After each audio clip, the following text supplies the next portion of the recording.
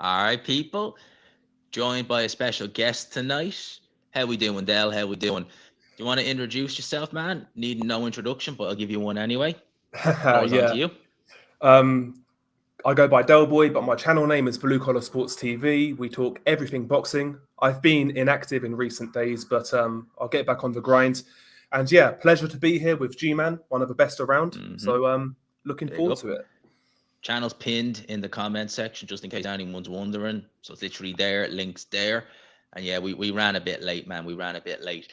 But look, I wanted to when I messaged you about coming on here a week ago, the original plan was preview Benn Eubank. That was the plan. I was going to do that for the next few weeks. But yesterday, Chris Eubank Sr. said that he's pulling Eubank Jr. out of the fight. What's your thoughts on this? What do you think is happening? Only today we seen Eubank post a picture of himself and he was eating chicken again or something like that. What's going on, man? What do you think? Yeah, when this news, obviously Benn and Eubank, combine those two names, you're going to get drama. So I'm not exactly surprised, but I know Chris Eubank Sr. is, how do I say, he's very good at garnering public attention. But I do believe that this, what he came out with actually is somewhat genuine. I don't believe, unless you're a psychopath, I don't believe you'll use your dead son as leverage to get attention or to, anything like that. I do think he might actually be concerned surrounding the weight stipulations in this fight. Not so much about the catch weight. I would say the rehydration clause. 157 catch weight plus an 8 to 10 pound rehydration clause. That's what I've heard personally. Mate, and as we know, if you're not fully rehydrated on fight night, I'm not no neurologist, but less fluid around the brain impacts your ability to take punches, and you're more susceptible to injury. And I'm surprised, actually. I'll go on a bit of a tangent.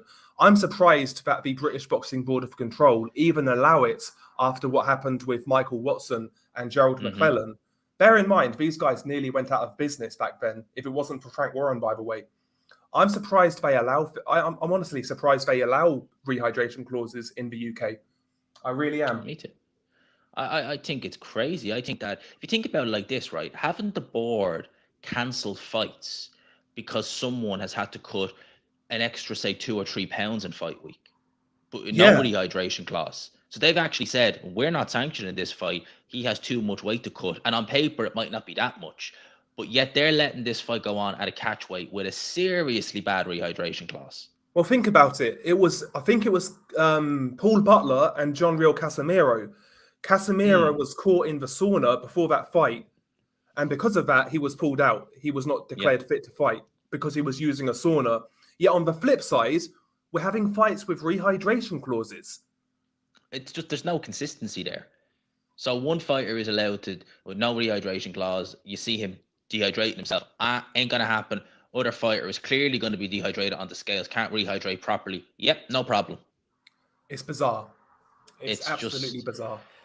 Well, has boxing gone that way? Like, where the double standards when it comes to money, regardless whether it's the British Boxing Board, it's just gone to hell. I mean, look at last year when Oscar Valdez failed the drugs test and they were like, that's okay. But then, like, what was it? Benavidez failed for a recreational drug and they stripped him. So it was like, one's using a performance enhancer. Nope, that's fine. The other one is using a recreational drug outside of camp. Nope, can't have that. Yeah, I mean, until we get the day of a universal body with universal standards, the whole discussion on drug testing and punishments it's invalid, because look at Billy Joe Saunders. When he tested positive for nasal spray, in the UK, it was technically legal. However, in the state he was fighting, it was illegal. So until we're all on the same page surrounding what's a banned substance, what the punishments are, the whole discussion on PEDs in boxing is irrelevant to me. It's... Wasn't it Povetkin where the WBC banned him for a year, but the Russian, would say, boxing board or whatever you want to call it, didn't? So he was able to just carry on as normal, just knowing he wouldn't be able to get sanctioned for WBC, but he didn't care. He was like, well, I'm only banned from them, but I can do what I want anywhere else. So it's like, where's the punishment? And also, incidentally, because Povetkin tested positive under VADA, and they're basically overlooked by WADA. WADA actually cleared Povetkin of meldonium charges. Yeah, they and did. I don't think he was reinstated by the WBC. So there's certain fighters who can test positive, get a slap on the wrist. Other guys, it's different. I remember that situation. They didn't have the knowledge basically to say, Povetkin, yeah, you're guilty. So they ended up just making him have an eliminator. Remember against Stavern, and then when he failed again, they banned him. And it was a different drug, I think, the second time. But they still let the fight go on. I mean, remember, he fought juiced up to the eyeball, and he looked juiced to the eyeball against Johan Dubois, who, and bear this in mind, he fought him on a day's notice in run shoes. Yeah. I mean, like, what the hell? Do you know, the weird thing was, though, I think even with the, I know it sounds weird, but even with the Stavern fight, I'm pretty sure there was reports that the lab that test came from, like, had, there was, like, loads of cases of, like, contamination. They weren't, like, something about storage. Like, there was all sorts of random shit surrounding that Povetkin case.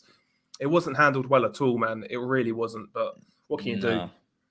They've done, like, it is kind of crazy when you imagine me and you explaining to a UFC fan how the British, like, just with all what we talked about there, but just if they say, oh yeah, Benn, Eubank, why is like it not happening? Oh well, the British Boxing Board, his dad's worried about this, but the board banned the fighter for cutting too much weight. Oh, was Eubank Jr. cutting weight? Well, yeah, he is, but they also put a rehydration clause in, and it's not the board that are banning it. They're happy with that, but the father is. It's just like, it makes no sense. Like, it's just so bizarre to even just think about it and hear what they've done in the past and let people away with, and then this comes in, or not let people away, I should say, and then this comes in. They're like, hey, okay. Yeah. Although I have noticed now, well, the news is that it is going ahead. Kalle Sauerland confirmed it. But I've noticed a lot more people talking about rehydration clauses on like social media and how they are bad. And I think that is a good thing, because it just completely destroys the competitive nature of one combatant, you know. And let's be real, that is really the only thing that makes this fight intriguing, because if both guys are healthy, there's only one winner. And that kind of really exposes what this fight for what it is, in my opinion. Do you think that, like Eddie Hearn was saying at the start, like, oh yeah, well, we have to have our thing. Could you just imagine, just hypothetically, right? Let's say Vasily Lomachenko moved up to 147 and wanted to fight Conor Benn. Eddie Hearn said, yep, okay, but Team Lomachenko insisted on a rehydration clause. What do you think he'd be saying? He'd be saying, this is disgrace. We don't want this. Yeah, he wouldn't take the fight. Yeah, exactly. So, you know, for me, it's just like, this needs to be just done away with. Just get rid of the rehydration. The catch weight, I don't mind catch weights for non-title fights. I really don't, because, like, fair enough. Like, I mean, it's non-title, but this right here, I just, a rehydration clause this extreme, it's just too much, mate. And thanks to Jamie for the super chat. Big up to Jamie. Punch Perfect Boxing every time. Yeah, and I agree with you. Catch weights, again, I still have issues with catch weights, but they can work under the right circumstances. Best example I can think of is Pacquiao Margarito, because Margarito just moved to 154. Pacquiao basically was only just at 147, and they met at 150. So it was, and Margarito could rehydrate. So I could understand it in a scenario like that, but still, even catch weights for the most part are like, nah, I don't know, not a big fan. No, it depends on, as you said, the right fight with no rehydration clause. If you can get it right where both guys, like, a good one maybe would be if you're talking about a not too big, say, middleweight versus a very big 154 pounder. They meet, we'll say, at 156.5 non-title. That's fair. Rehydrate. That seems fair to me. But trucking the rehydration, so you've had to cut the extra few pounds and then a rehydrate. It's bizarre. And do you not think it like this, right? Eubank Senior has the experience of a career, and look, I love Nigel Benn, but no disrespect to Nigel Benn, he doesn't seem to be as sharp as Chris Eubank Senior. Eubank Senior really seems to have just the more deeper mind than Nigel Benn, and he's crippled the guy in the ring. He knows about that. He has had to make weight in his career when he was fighting at middleweight and super middle, where he was starving himself basically, and he's probably thinking, I don't want my son to make the same mistakes I made, or potentially be on the receiving end of something that's happened that I've done to someone. I would tend to agree. I think that's where he's coming from here. Again, I know Senior likes the attention, but I've got a feeling he might be being genuine here. No, I definitely do. Again, the comments about Sebastian, you're not going to do that. You're not going to bring that up. I mean, there's plenty of ways you could word it to try and get a favorable contract without bringing him up. And I think the fact he is, that says to me that he's genuine and that he worries for his son. And it's only natural. Yeah, exactly. Yeah, that's it. That's it. No doubt about it. No doubt about it. Do you think that Nigel Benn takes more the kind of? I know Eubank Senior is ironic talked about the Warriors code, but do you think Nigel Benn really and Conor Benn are kind of, they have that more so in a sense of that, like Nigel will be just like, I want Conor just to fight without really thinking long term about, because if you thought about it, like your son going in there against Eubank, let's say there was no rehydration, I wouldn't advise my son, if he was a welterweight, I wouldn't advise him to fight a big middleweight. No, I agree. I think there's certainly more of a strategic element to how Senior operates, and also how Chris Jr.'s career has been managed in comparison to Conor Benn. It feels like with Conor Benn, I still feel, I don't know. There's something about the Conor Benn hype and the way he's been moved that I'm not sure how convinced the people are around him of his ability. It almost feels like it's a risk worth taking, because what's the alternative? He fights Avanesian, gets beat. Let's be real. Avanesian, very good fighter. We both know that. But the casuals don't know him. If Conor Benn gets laid out against Avanesian, that's a big blow to his star power. However, he fights Eubank on pay-per-view, gets beat. Oh, well, he lost to a middleweight. He can come back to welterweight. He's fine. It's a free hit, basically. Exactly. And like, we only have to look at the way his career's been managed. I mean, I don't count Cedric Payneau in this list, but name me a puncher he's fought. And he's had how many fights? 20 plus fights? Yeah, he's had 20 plus fights, and he's not fought a puncher. Not one. And I don't count Cedric Payneau, because you can tell, even if the journeyman, if they have power, and you could just tell he didn't. So why have you not put him in there? Even with someone who's maybe slow as molasses or seen better days but can bang a bit, just for that danger element, why have you not done that? Yeah, there's been no Kavalauskas, Avanesian, or anybody along those lines. No, because someone like Kavalauskas, he is like a yardstick. I mean, Virgil Ortiz fought him, and it's I don't know. And he done very well against Terence Crawford. Yeah, he did. Yeah, he did. He had some good rounds. Very well. So like someone like that, and probably you could say he's seen probably better days, maybe is probably tight at the weight as well. For me, like, you'd look at that and you'd say, okay, that's a decent step up. If you've confidence in him, that's a reasonable step up. But I will never forget when Eddie Hearn made that comment. I forget what card it was, where he said that it'll be a top 10 opponent for Conor Benn next, and he named Chris Algieri and Robert Guerrero and Victor Ortiz. I was like, what? Like, do you actually think we're stupid with that comment? Like, I was literally thinking, do you think we're actually stupid with that comment, that you could have the shame to say that they're top 10? Maybe in 2014. In 2014, but not in 2022. I'll never forget that. I was like, he must think we're stupid, the people watching this, and it was on DAZN, like, it was a small card. So I'm like, the people who are watching this aren't casuals. They know full well. Yeah, of course they do. Yeah, exactly. Yeah. In terms of this card, right? Look, it's in the air now. Sauerland have said it's going ahead, but we've yet to have any undercard fights announced. Do you not think that's a bit weird, the fact we're only a few weeks away from it? And literally, as far as time we're doing this, I don't recall any card or any fight being announced on the undercard. Yeah, it's bizarre. I mean, I know DAZN in the UK have had quote unquote pay-per-views, but they were like, there was YouTuber pay-per-views. This is the first real proper boxing pay-per-view that DAZN are launching in the UK.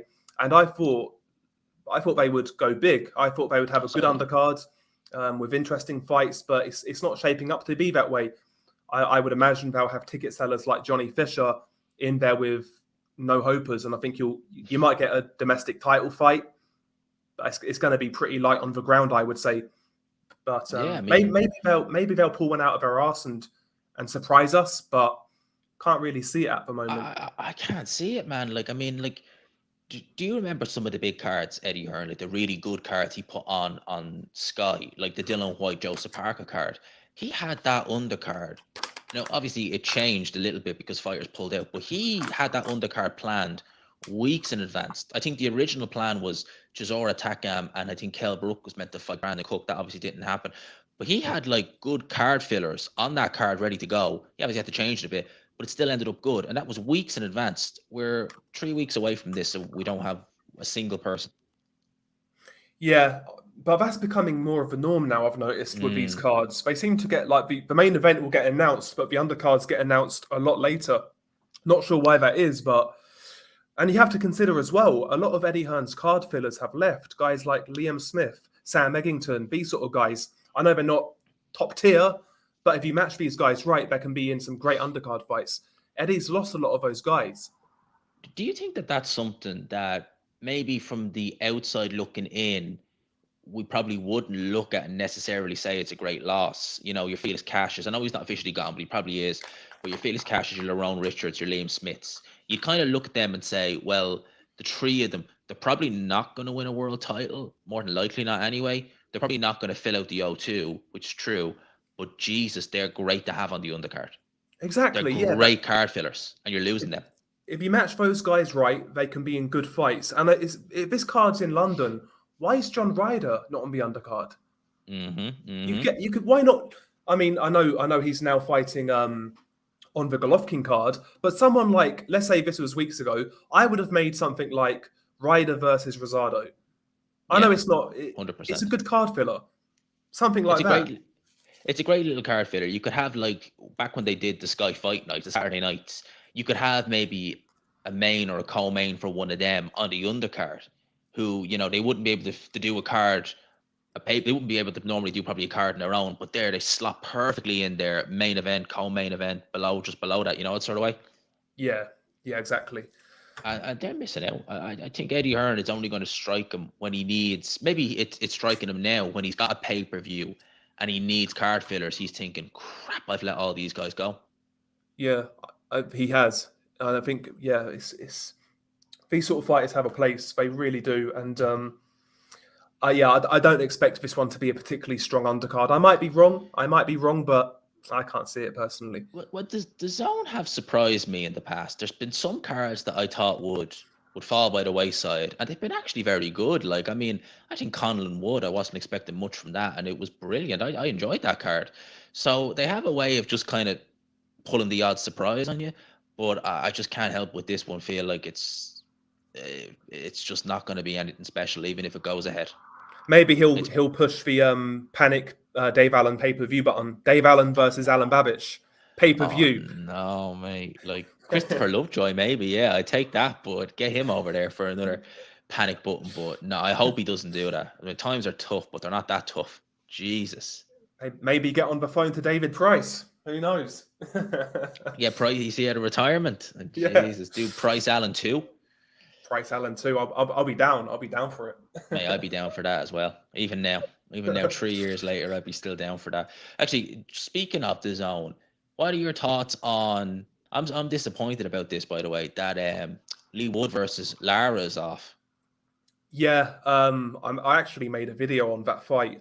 One of my most anticipated fights on the schedule. If you look at those two guys and their styles, Lee Wood is a... Oh, man. That's a great fight. Lee Wood is like a guy he can punch, but his style is like a conventional boxer puncher. Throws really good straight shots. He can buzz you, but he's vulnerable. Mauricio Lara is a head-on guy who throws wide punches, takes risks, hits like a fucking Mack truck, but he's got defensive vulnerabilities too. He throws punches wide. He's open to straight punches, which Lee Wood throws very well. That would have been a fucking barn burner. Somebody would have got knocked out. Electric. But electric. It would have been one of them fights where it would have caught fire from the opening bell. Yeah, I was going for Lara, man, but it's a tight one because he could get knocked out there. He could get knocked out.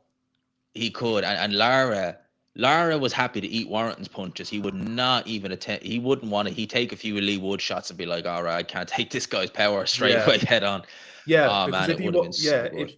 If you watched Lara's comeback fight after the second Warrington fight, he got rid of a guy in a couple of rounds, but he got buzzed in one of those rounds. He got hurt in the second round, I think it was.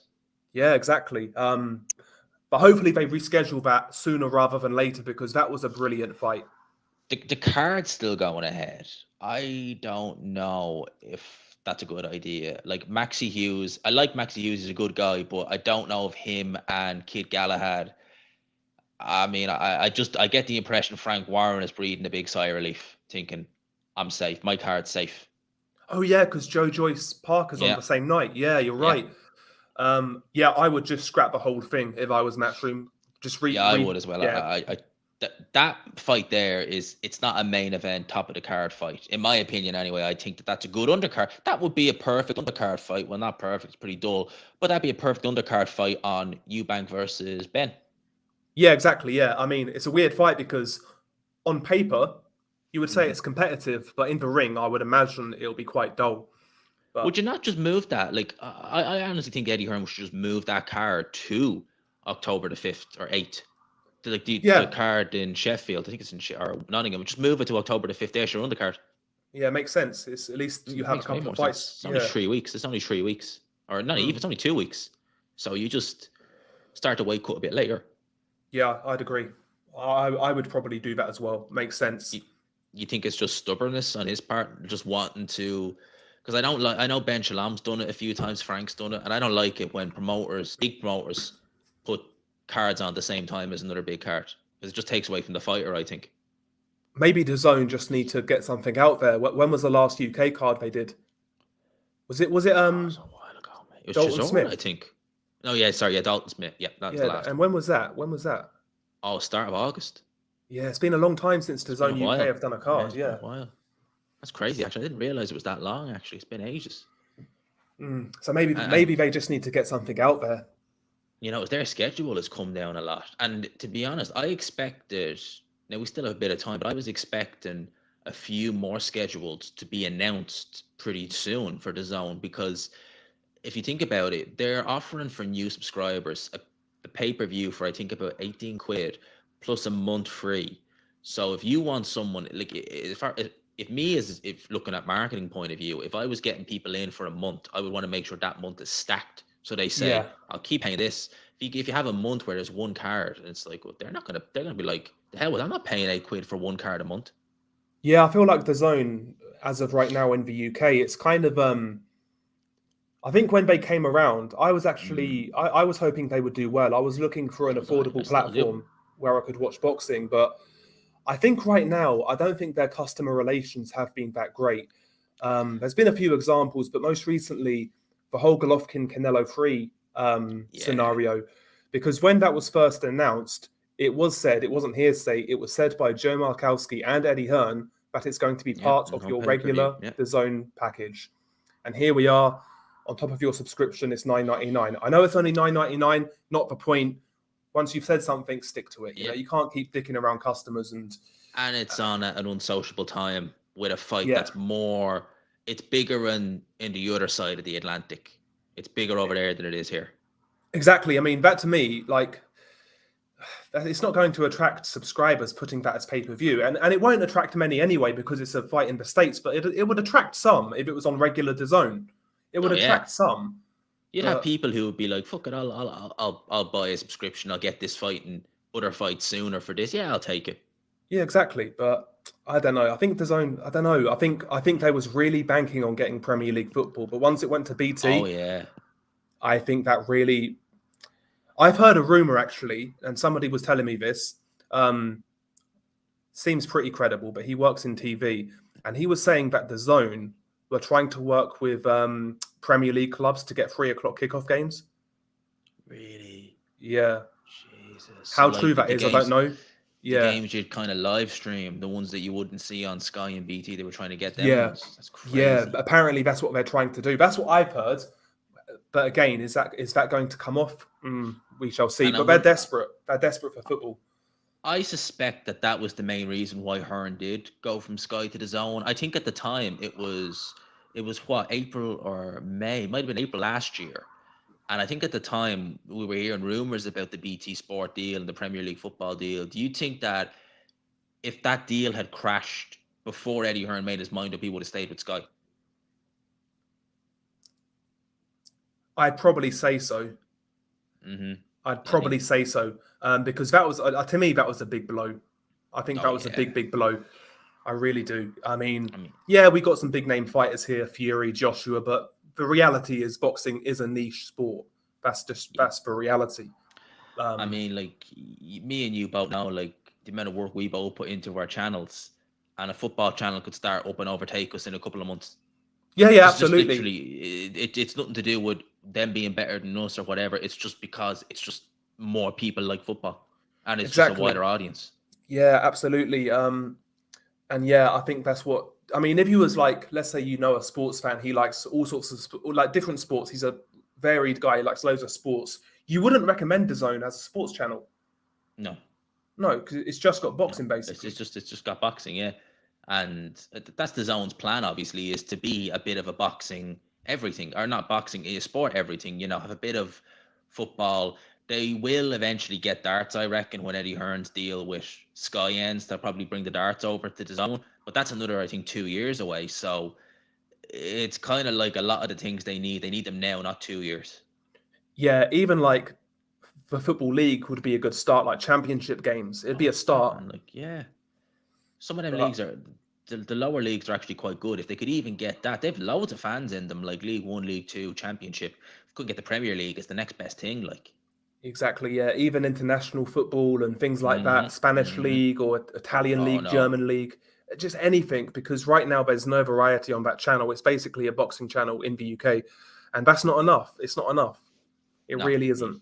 You really think people want to pay for DAZN to watch the Liga? The league is hard to watch, man. It's hard to watch, man. I think they're not looking at that. That's hard to watch. A Liga game, fuck that. Yeah, that's it.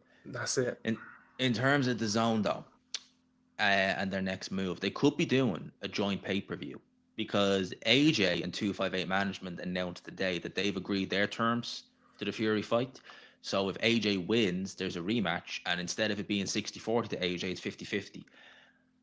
I know you've not done many videos on it, but I gotta ask what you think of it, and hand on your heart, do we get AJ Fury next? Oh, I mean, this fight's been talked about for so long. I still think it's going to fall through. Really? Something could go wrong. What do you think it would be? And I think the way it's looking now, it looks like it won't be on AJ's side, because he's basically saying, look, yeah, you're the A side here, look, let me have the fight. There'll be something, man. I don't know what it is, but until I see it signed, I won't believe it. And one thing about the rematch clause, does Joshua have a rematch clause as well, or just Fury? No, just Fury. As a voluntary, it would just be Fury. So Joshua, as far as I'm aware, if he loses, tough. Yeah. Maybe now if he loses controversially, the WBC might order a rematch, but I doubt it very much. I doubt it for a non-Mando. That's what I was worried about. I was worried if both guys had a rematch clause, because then that would delay Undisputed even further. That's what I want to see. I just worry when I hear Undisputed around the corner and a fighter taking an interim fight, be it Usyk or Fury, because I just know myself from experience, one of them has a high chance of losing, and then we're back to square one again with the waiting. I mean, exactly, yeah. In an ideal world, it could work out great. If we get this fight in December, Fury wins, and then fights Usyk in April, it's great. I'm all for it. Brilliant. But like, if Joshua wins, then it's going to be a drawn-out negotiation period. The rematch will happen in the summer next year, and then Undisputed is another year away. So it's like literally. And then Usyk maybe will want to take a fight in the interim. And then I said as well, by then, mandatories start coming up, and that becomes an issue. Yeah, exactly. That's my worry here. As much as like, for some reason, I genuinely feel a bit better about this one happening than I did last summer. Last summer, it was only really towards the end I started thinking, we might actually see this fight. But yet this one, I kind of feel actually, I don't know why, a bit stronger that we might actually get it yet. For some reason, I don't know why. For some reason, I do think we might actually get it. I think Fury is getting Joshua probably at his weakest in terms of mentally weakest, not physically, because I don't think Joshua, if I was managing him, I'd be saying, don't take this fight. So would I, yeah. I'd say come back in December, fight like an Otto Wallin or a Caballel, have a couple of comeback fights, then maybe in the summer, fight a Dillian Whyte, see where your rankings are, go from there. Because he's only 32 years old, yeah. Exactly. Fight a mover and get those little, not say demons, but you know what I mean. Just get that confidence. Look, I can beat and knock out a mover, so I'm getting there. I'm improving, and Caballel out of a lean, someone like that, and move on next year and do something. But just if he loses again against Fury and he loses badly, I mean, I'd say that at that point, I'd say you call it quits, because I think the fans that are sticking around, they probably are. The 3 back-to-back losses, they'd probably call it quits at that point. Yeah, and that would be what? How many losses in the last 5 fights? What, 4 losses? 4 losses in 5 fights. That's yeah, not 4. good, Yeah, right? be 4 and 6. Yeah, 4 and 6 because of the Pula fight as well. Yeah, Pula fight. Yeah, Oh, yeah. So it's a big risk for Joshua. It's a lot of money, but maybe that's what this is. It's a cash out. If it goes wrong, it's a big cash out. And if he wins, he's right back in the mix. Maybe they see it as a gamble worth taking. And I'm sure that DAZN, when he did that deal with DAZN, I'm sure they had contingency plans, because obviously that was before he fought Usyk. So when he lost, I was thinking, Jesus, well, how are DAZN going to recoup that money? And maybe they're just trying, look, we have one last roll of the dice. Let's just do it. Let's just put it all on red. Maybe. I mean, go big, go home. Maybe it's that. But yeah. And I'm sure they're thinking if he wins, we get it on our platform then. There's a lot of suit and ties right now sweating that deal, bro. I'm telling you. There's a lot. You think Eddie Hearn is sweating it more than Frank Warren? Yeah, I think Frank is sitting pretty right now. I think Frank is, I wouldn't say he's having a little bit of a resurgence. He's not the top promoter or anything, but he's in a good little spot. Dubois is in a good position. If Joyce beats Parker, great position, I want to ask you as well about Dubois, because I heard a rumor. Well, I heard several people telling me this, that this fight was signed and sealed, him versus Dillian White. And Dillian White said, was it a fortnight ago when Liam Smith fought, that something to be announced next week. We haven't heard anything yet, but I'm hearing strong rumors that him and Dubois are fighting in November. I'll be all for it. Good fight. I think he's a guy on the way out. His punch resistance is waning, but he is a tough guy. He carries power in that left hook. Mm-hmm. And yeah, Dubois is fresher. He's younger. He's coming up, but there's a lot of question marks over his heart. Can he take a shot? How does he deal with a crisis? There's a lot of question marks about him as well. I think Dillian is on the slide, but let's be real. We've not seen Daniel beat anyone. It's a good test for him. I like the fight. I think it's an interesting one. I think that Dillian White's punch resistance is gone, but I don't think he's regressed that much in terms of his ability, if you know what I mean. Like, it's not like you'd look at him and say his legs are completely, there's no speed in his legs or anything like that. He's still, it's not like he's lost all his physical ability. It's just his punch resistance, I think. Yeah, I'd agree. And I could see that could be a bit of a barn burner. That could be a bit of a barn burner. Real quick. Yeah, because Dubois is not exactly a back foot guy. Dillian's going to come forwards, man. That could be a bit of a trade up. Maybe Dillian. I think Dillian White loses a meeting of strength with Dubois. Something just tells me that Dubois has more natural strength than Dillian White does, and he probably ragdoll him. Yeah, and Dubois keeps his punches a bit more compact, whereas Dillian sometimes he'll throw a wide left hook. I think he's more compact in the exchanges, so Dubois could potentially get there first and hurt Dillian. But maybe Dillian's going to go in there with a mindset that this guy's young, he's unproven, he's quit before. I'm going to stick it on this guy and see what happens.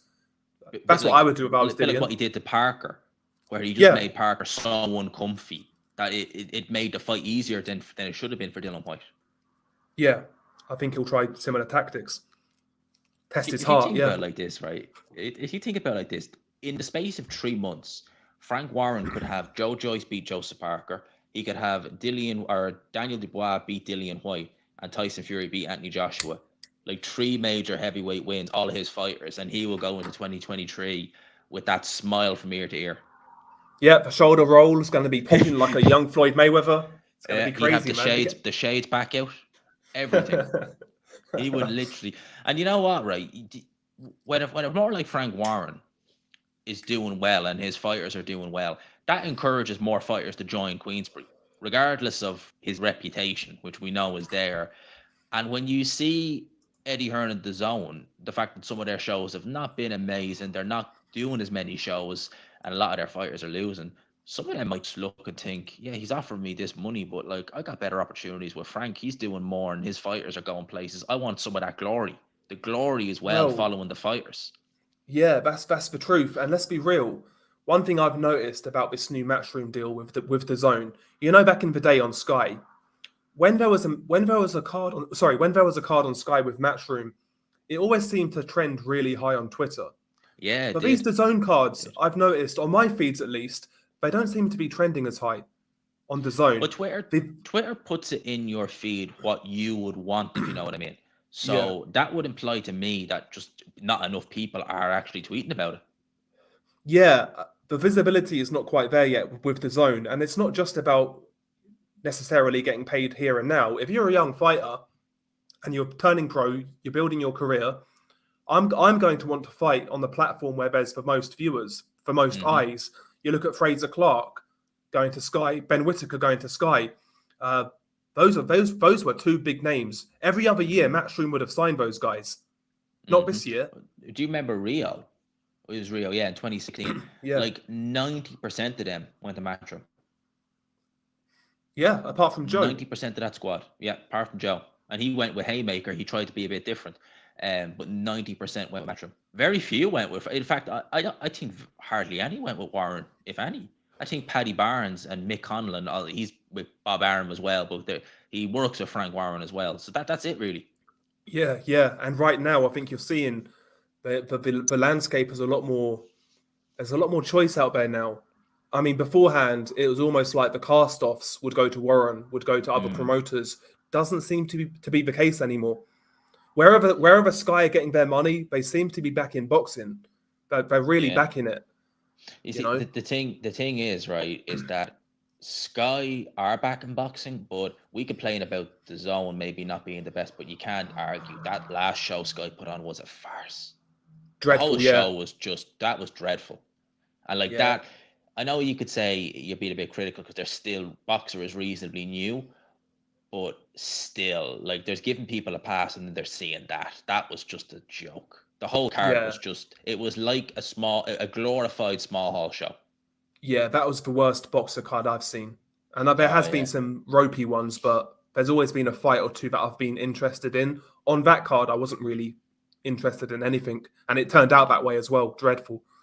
Yeah, the way the fighters, the opponents even behaved, like just either not wanting to be there or just doing anything to get out. It was just like, can't happen. Bad matchmaking. Yeah, but that's a bad look on Boxer, though, if you think about it, because, like, again, like, why would you want to go with someone who's just going to drag you a cabbage out of the audience just to hit and knock over? You know, you was pro turning over. You'd want someone better than that. Yeah, but I would agree, man. I don't know who their matchmaker is, but I mean, some of those prospect fights have been a little bit ropey, to say the least. I think some of the matchmakers look at the O on some of these journeymen, like knowing they're not too good, and think, the O looks good. The fact he's undefeated or something like that, and then you realize, hang on a sec, this guy can't fight. No wonder. That last guy who Fraser fought, that guy couldn't fight sleep. I mean, Jesus, he was dreadful. But he must have fought the lowest of the low against no one. Absolutely, some guy who weighed nearly 400 pounds. He beat him in a couple of rounds. It's like he's beaten nobody, literally. But like, it's easy to fight someone when they're not fighting you back.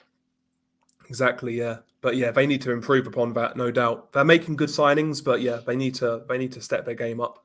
I gotta ask you this question, because he's a very divisive character already, and he's not been in boxing too long. But what are your thoughts on Ben Shalom? I've heard people like Hatman say they find him very shifty. What are your thoughts on him from what you've seen so far?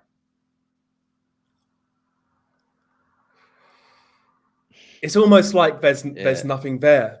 There's nothing there. It's like Michael Myers, dead behind the eyes. There's something up with that guy. I'm not gonna listen. I shouldn't cast judgment. Maybe he's a nice guy, but he's younger than you, and he looks a bit older as well. He looks just something off. Yeah, I mean, it's almost like he's just been placed there. I'm not really sure how much say he's got, where he's got his money from, where the backing's coming from. Well, I tell you this, actually. I heard a rumor when I was at Joyce Hammer that Adam Smith had this vision for Sky and was thinking, grand, I'm going to get it. And then Ben Shalom, when he joined, was like, see your vision? Yeah, that doesn't work with me. I want this. And there's a bit of a clash there. Yeah, I'm not surprised. I wouldn't be surprised. And honestly, it makes you wonder whose vision is coming out on top right now. Is it Adam Smith's vision or is it Ben Shalom's vision? I don't know, but yeah, it's a bit weird. But they seem to be putting the money up, but right now the quality's not there to show for it. No, do you know what I mean? Do you think it's the fact that maybe Ben Shalom, he look, prior to joining Sky, he did them boxer cards, which are like which is like prize fighter. Yeah. And you, like, in the nicest way, you don't need much to do them. You need one guy who's half decent and a few guys to knock over. There you go, 30 grand, happy days. You don't need much to do it. You don't need much to do them. Going from that to Sky, you can't take that same mentality of just, I need an okay fighter to beat some guys who are meh, and then it's all good. Yeah, I with Ben Shalom, my whole thing was I just kind of got the impression that he's not really like Eddie Hearn or Frank Warren, as in that powerful where he's having the final say so. To me, I think they just brought him in,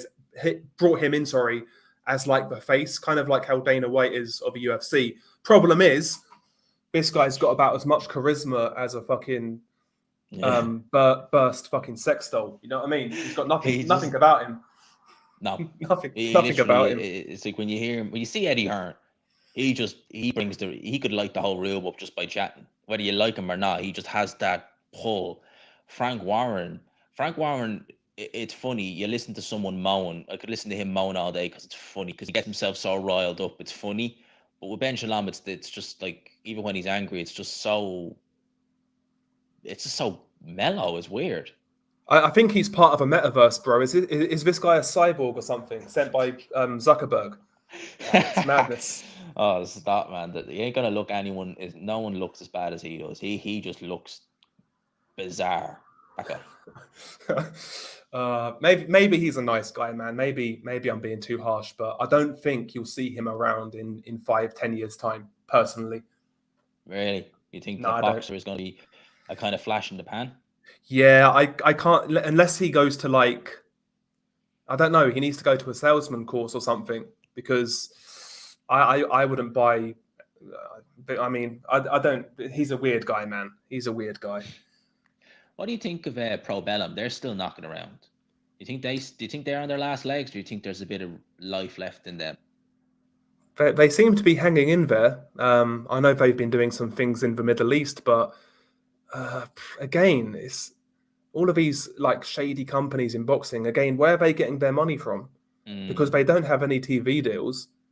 They don't have any, like, that got banned pretty quick. Yeah, that was right. Yeah, was it Primetime or something like that? Eurosport, yeah. Eurosport, yeah. Yeah, so that's a weird scenario. I mean, I know Richard Shaper's involved, but I think we all know where the money was coming from. Yes. Now, I don't know. I really don't know. That's the thing about boxing. There's so much that people say, like, doesn't happen in the fight, but we make up for it by finding so much to talk about, promoters and stuff, what's going on outside of the fight is crazy as well. That's the kind of the fun thing. It's like one big drama show. It is, yes, like what Golovkin said, big drama show. That's what boxing is, man. I mean, half the time we talk about outside of a ring stuff more so than the actual fights, and that really is the epitome of this sport at times, unfortunately. But what can you do? We still talk about it. I know. Here's the thing: even fighters who are not active now, we still talk about who they come back against. And I say that because last week, Joe Saunders announced that he was back training. Not with who, but he said he's back training. I know you have a strong opinion on Billy Joe. What do you think? He's talking about coming back. Do you think that Eubank Jr. is maybe looking at that and thinking, you know what, there's just as much money fighting Billy Joe, and I want to avenge that L? Because Billy Joe is looking like a flipping cruiserweight now, and I can't see him even having a tenth of what he had pre-Canelo coming back. What are your thoughts on that? I would agree. If I was Eubank Jr., I'd be looking at Billy Joe like that, because being out of a ring now for 18 months, looked fat as a pig in that footage I saw. He looked terrible, like awful. There's only so many times you can keep doing that, blowing up, draining down, blowing up, draining down, and after long inactivity after that as well. I mean, Billy Joe could come back, but he's not going to be a factor. I mean, even if he doesn't fight Eubank Jr., can you imagine him fighting Benavidez? He'd get fucking destroyed. I'd 4 have or 5 given him a rounds. shot against Plant.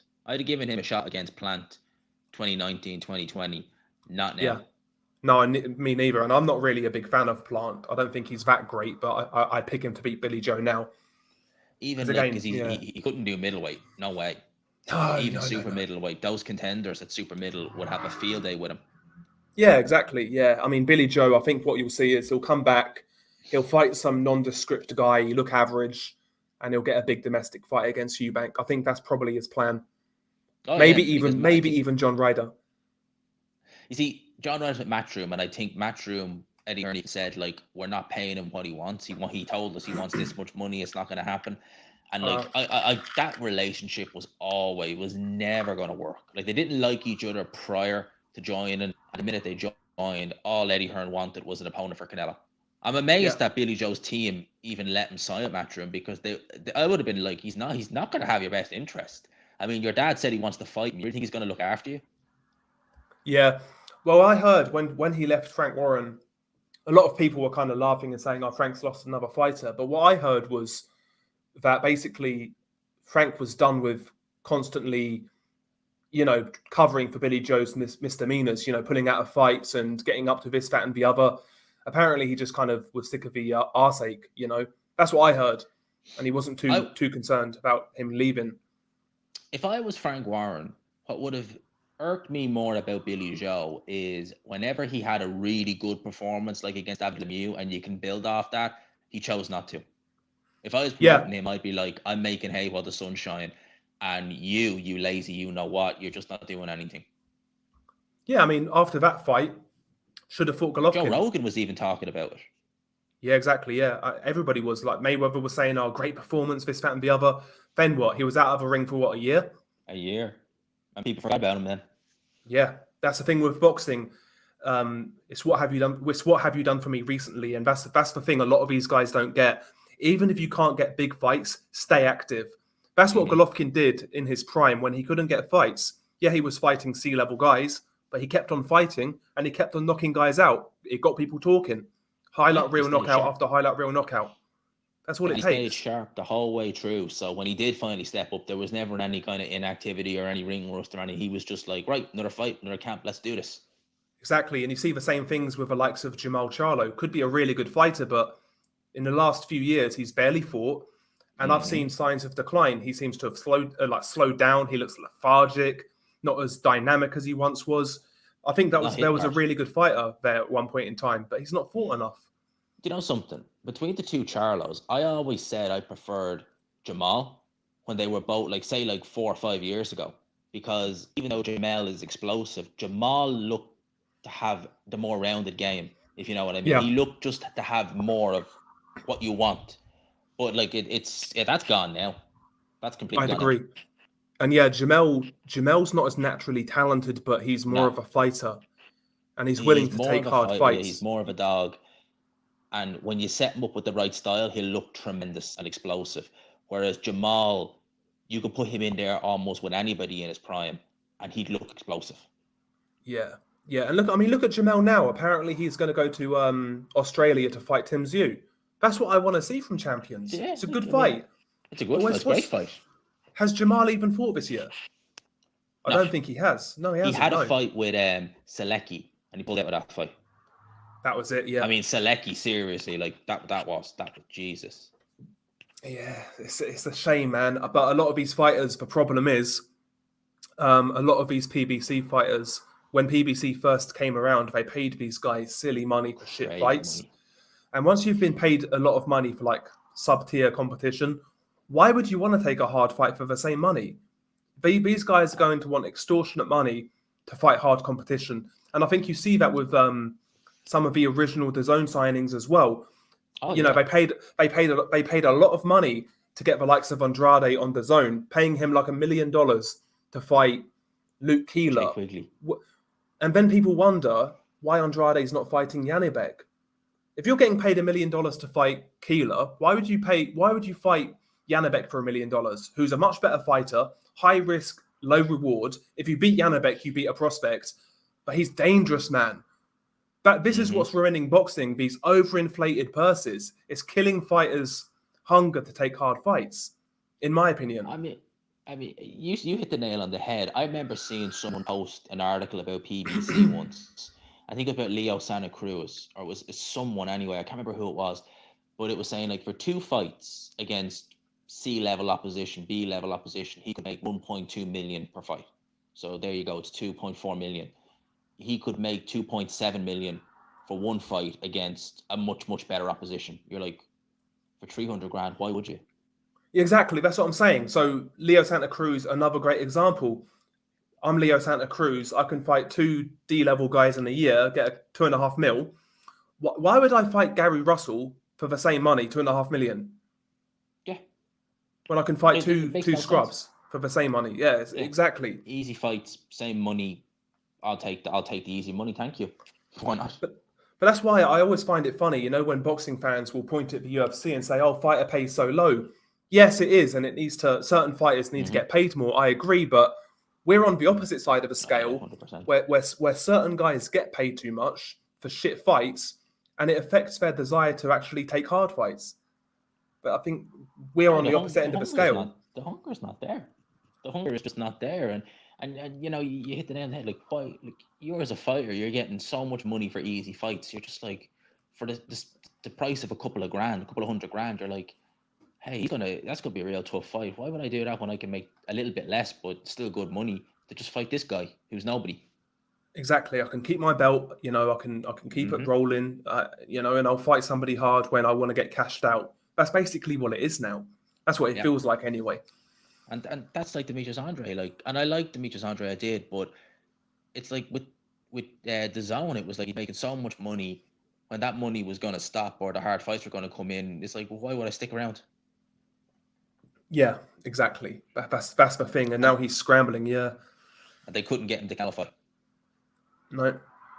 So the one big fight that he did want, they couldn't get. So he's just like, what's the point? Yeah, exactly. Why the fuck am I going to fight Janabek when I've been getting paid silly money to fight not even C-level competition? That's the issue with a lot of modern day boxing. I think is overinflated purses.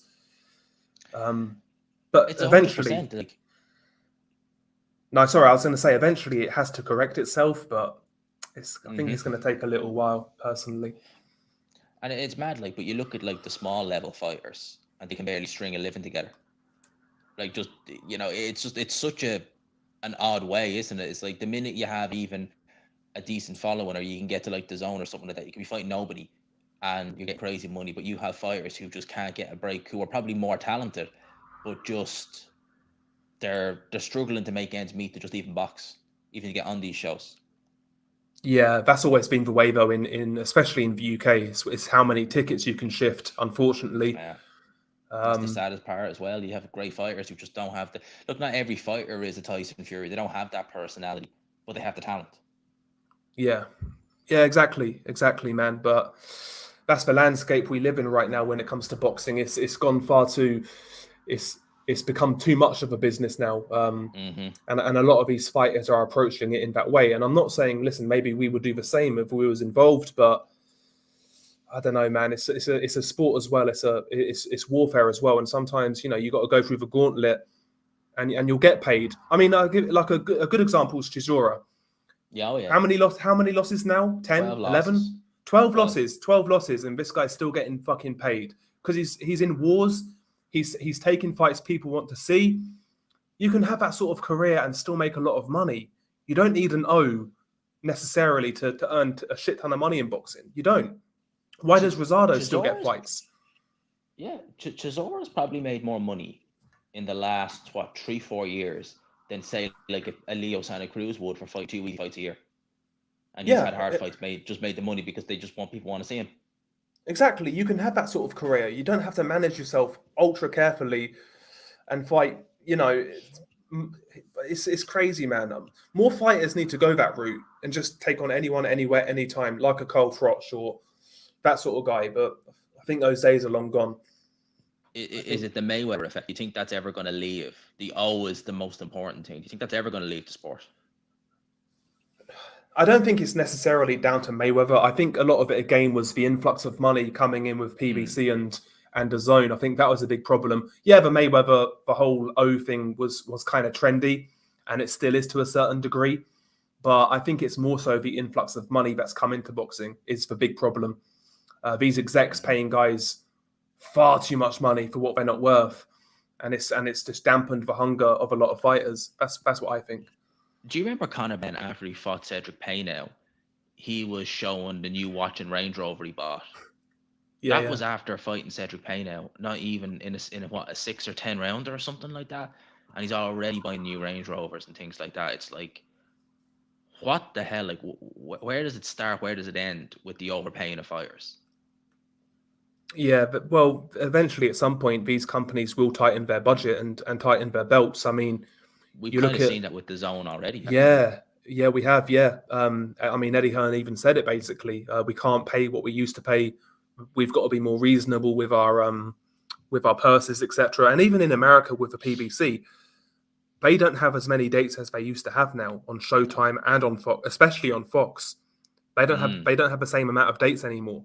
So I think it's slowly correcting itself, but until we see any changes, I think we're going to have to wait until the next generation come through. Because that's the thing. Yeah. It was good though when we did have it. Like, it seemed like we had a show on every week in 2016, 2015. Yeah, it was mad. We'll see, man. Hopefully it rights itself sooner rather than later, but I don't know, man. I don't know. So we've been going nearly there. Before we finish up, I'm gonna just a few quick questions because I want to get Benn Eubank. We getting it, yes or no?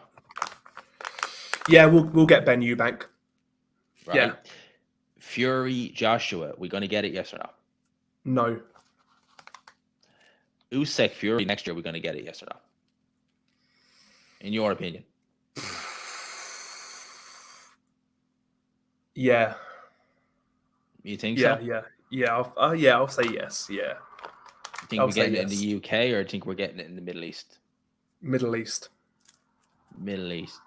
And I guess the last one, which is the most interesting one, well, maybe for me, Canelo. Who does he fight next year if he beats Triple G? Bivol, Ramirez, Beterbiev? That's a good one. I'm gonna throw you a curveball, good sir, and I'm gonna say Jamal Charlo. What? You really think that? You think he? Yeah, I do. 168. Charlo's been inactive, looking for a fight. He'll fight Charlo if he beats Golovkin. Do you know something? I'm sure Canelo is probably kicking himself for not taking the Showtime PBC offer, because I don't think it was much different to the DAZN offer, just no title. And I'm sure he's thinking, I would have battered Charlo, and I probably would have battered Benavidez as well. Yeah, I think Benavidez would be the hard fight. I think that's a hard one, but I think he'd beat Charlo, yeah. And Charlo will generate interest. I mean, Plant versus Canelo. Yeah, Plant Canelo did what, 800K? Crazy. Something like that. I mean, that's just Canelo. That is just Canelo. Yeah. And with a good dance partner. Charlo's not a major star, but he's big enough. Yeah, he's bigger. He's a bigger star than than Plant. You know, that's the so 200K. I think that'll do That's the extra 200K. Yeah, I think that fight will do well on pay-per-view, even though Canelo wins decisively. And Benavidez, two Mexican guys, Hispanic guys going at it. That'll do great on pay-per-view. So yeah, maybe that deal made more sense. And how do you think he's going to beat Golovkin? Yeah, I do. I think he's going to stop him. I've got a prediction video ready, a thumbnail ready, but the news of Benn and Joshua's came in the last few days. I haven't had a chance to sit down and make it. Yeah, I've not made my prediction video. I'm going to say Canelo on points. I don't think he'll knock out Golovkin, but I'm going to say Canelo on points. The routine Canelo on points. When these guys first fought, I wasn't on YouTube, but I picked Canelo to win by knockout. So eventually, I think my prediction is going to come true. Yeah, 5 years later. I would love. Listen, man, it would make my boxing year if Golovkin had his Marquez moment and just like was getting bashed up, and then he lands a right hand from hell and just cleans him out. I would love that. Just picture your post fight. It would be. I could just picture your post fight. The happiness. You wouldn't even need the camera. I just know the happiness would be there. Yeah, it's not going to happen, though. Listen, Golovkin's always got a chance, but And he's not shot. I mean, he was a bit ropey early on against Murata, but he's still got something left. That was but the he's inactivity, not, I think. I think that was more the inactivity than anything else. But he's not what he was a few years ago. Canelo should win on points, I would say. But it's going to be a good fight still. Be a good fight. Oh man, I'm staying up for it. I'm staying up for it. I'm going to watch along with it, and definitely it's going to be a good fight. Yeah, and it's a decent undercard. It's actually a solid undercard. Oh yeah, great man, Rodriguez and Rosado versus Akhmedov, Akhmedov, yeah. Name escaped me. That'd be a good fight. Yeah, and also Ammo. Ammo versus Conway. He's going to beat the living crap out of Conway. I agree. I think Ammo's good. If he gets his head straight, I think that kid's good. I really do. And by Canelo standards, this is a very good undercard. We don't normally get them. No, we don't. No, usually they're pretty dire to watch, to be honest. They're dire to sit through, but this is actually a solid one for a Canelo card. So yeah, I'll catch it the next day. I'll find a copy of it somewhere, you know. I'm not going to pay for it. No, man, we've just gone over there. So before I finish up, I'm going to leave it to you. Floor's on to you, Del. One last plug for people in the building. If they haven't smashed the like button already, actually smash the like button as well. But leave it to you, man. Take us home. Yeah, so if you want to find me and hear about all things boxing, Blue Collar Sports TV, we talk about basically everything in boxing when I upload. Heavyweight to flyweight. Yeah, just for regular boxing talk, really. So feel free to subscribe. Be much appreciated. Pinned in the comment section. I'll pin it in the chat as well. Mate, it's always good fun having you on. The last hour just flew by. Yeah, I enjoyed it, man. I enjoyed it. Always good fun. Definitely will do it again. Even if I'm on yours or you're on here, one or the other, man, we'll do it again soon. So appreciate that, man. People in the chat, peace. Peace.